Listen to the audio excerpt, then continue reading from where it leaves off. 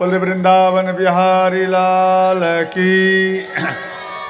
तो ध्यान देना मेरी मैया, जिनके रही भावना जैसी, अर्थात माता जो थी वो जब भगवान श्री राम को देखी उनको पुत्र जैसा दिखाई दिए। कोई भक्त हैं तो भक्त जब देखे तो उनको भगवान जैसा दिखाई दिए, और असुर लोग जो देखे उनके लिए महाकाल जैसा प्रभु दिखाई दिए। सुनता हूँ। इसके बाद ध्यान देना, जैसे ही धनुष के पास आए, परिक्रमा किए, और इसके बाद भगवान शिव बोले, हे प्रभु, हे मेरे आराध्य, अब हमारा यहाँ कोई काम नहीं, अब हम कैलाश की ओर जाते हैं। अब ये धनुष का स्वागत स्वयं आप अपने हाथों से करो तो ये अच्छा है, इस स्वागत कीजिए आप। इसके बाद भगवान शिव चले गए। भगवान श्री राम अपने पूर्वजों को याद किए और धनुष को, ध्यान देना, उठाए। धनुष को उठाए, यहाँ तक देखे, धनुष को उठाकर इतना दूर में रखे, यहाँ तक देखे, और जैसे ही प्रभु श्री राम धनुष को तोड़े, लखा ना कोई, अर्थात कोई देख ही नहीं पाए। श्रोताओं, जैसे बारिश होने के टाइम में बिजली छिटकता है ना, क्या उस टाइम नयन खुला रहता है? देख लिया नयन तुरंत बंद, उसके बाद क्या हुआ मालूम नहीं। उसी प्रकार से नयन बंद हो गए, और उसके बाद जैसे ही धनुष टूट गए, जमी पर रख दिए ये उन स्थान पर, उसके बाद सब कोई देखे कि देखो राम धनुष को तोड़ दिया है।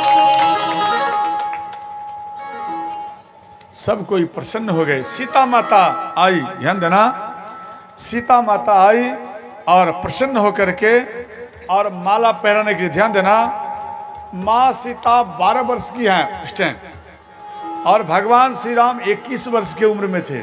कितना अंतर है? 9 वर्ष का, लगभग 9 वर्ष नहीं हुआ, इनमें अंतर हुआ। तो भगवान श्री राम को सखी कहती हैं, हे प्रभु थोड़ा झुक जाओ ना। क्यों? कि हमारी जो जनक नंदिनी सीता ये छोटी हैं, आप झुक जाइए। भगवान श्री राम झुकने के लिए चाहे तो लक्ष्मण जी बोले, भैया सीधा होइए, आपको झुकना नहीं है, आपको मालूम नहीं हम रघुवंशियों में झुकना ठीक नहीं, सीधा हो जाओ।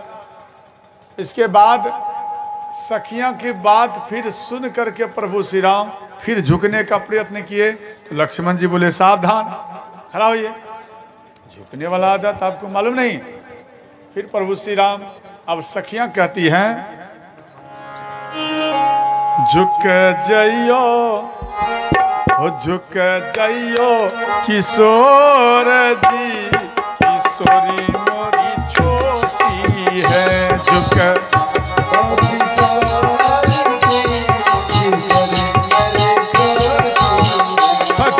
जइयो किशोर जी, किशोरी मोरी छोटी है, झुक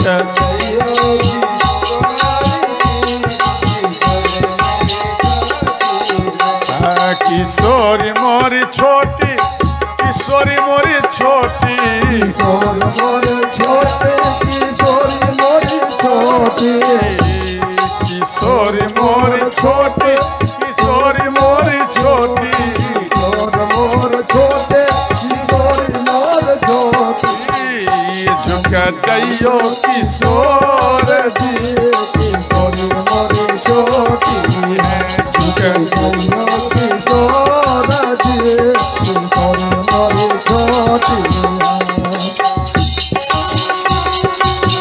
हर हर महादेव।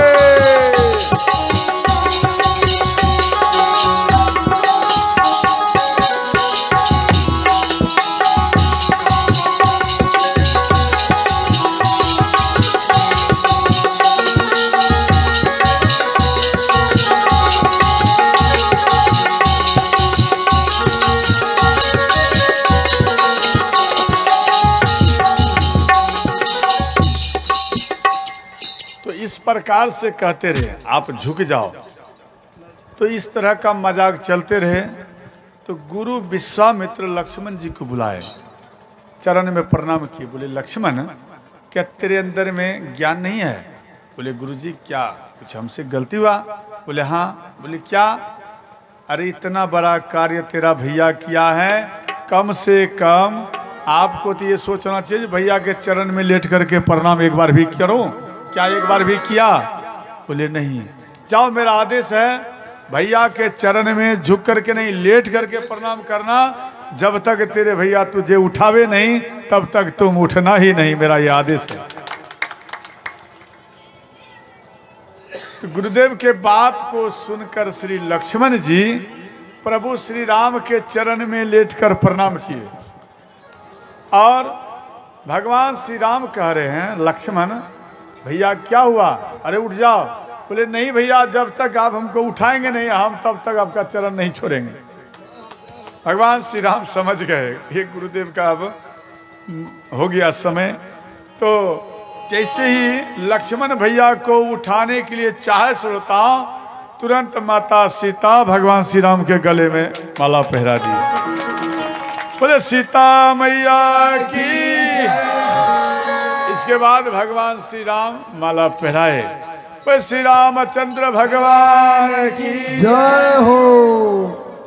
तुम माला फेरी हुआ, समझ गए? अब लक्ष्मण जी कह रहे हैं भैया आप हमें क्षमा करना। बोले भैया क्षमा क्या, तेरे कारण मेरा फिर दोबारा हार हो गया। हम झुक गए, नहीं तो अभी हम दोनों भाई जीत रहे थे। बोले सच में भैया गुरु जी का आदेश था, हम कुछ टाल नहीं सके शब्दों को।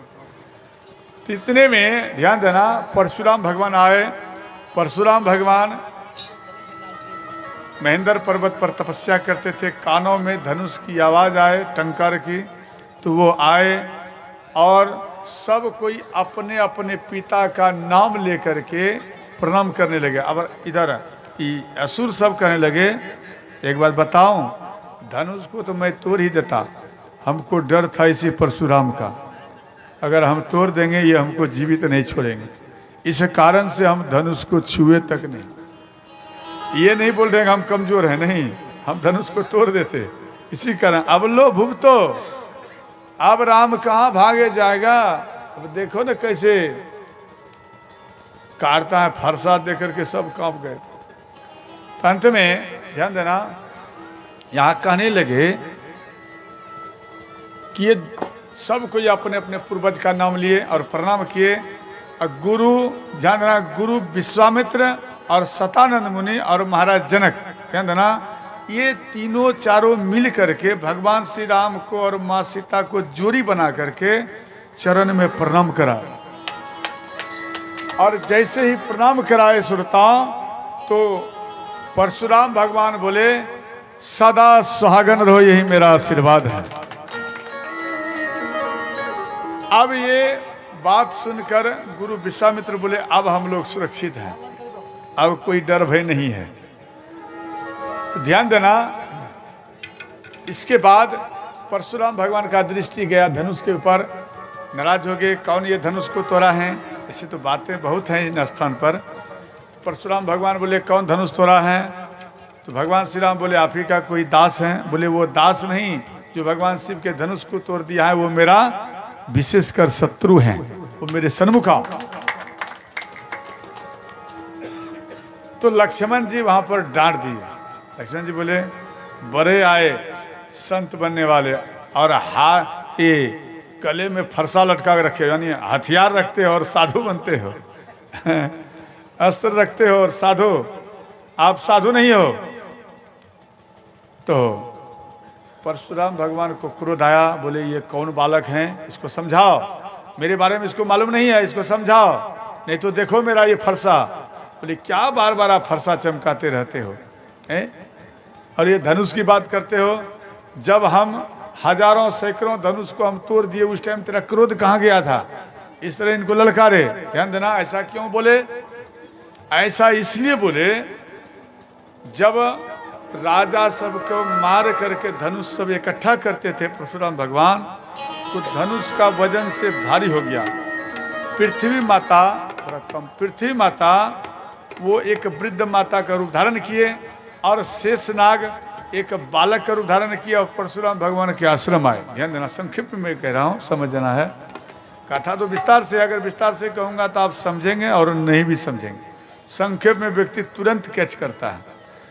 तो पृथ्वी माता और शेषनाग ये दोनों परशुराम भगवान के आश्रम आए। ध्यान देना, जैसे ही आश्रम आए और कहने लगे ये वृद्ध माता यानी पृथ्वी माता कि हे परशुराम भगवान, मेरे बालक को कोई अपने आश्रम में नहीं रखते, मेरा बेटा खटपटिया है, इसलिए आपके शरण में हम आया हैं। आप मेरे पुत्र को ज्ञान दो और इसको शिक्षा दीक्षा दो, ताकि ये आपके यहाँ रह करके कुछ ज्ञान ये ग्रहण करे। बोले ठीक है रहो, परंतु आप क्रोध मत करना। बोले नहीं नहीं, हम क्रोध नहीं करेंगे, रहो। तो माँ बेटा दोनों रहने लगे। अनायास एक दिन परशुराम भगवान इधर उधर चले गए।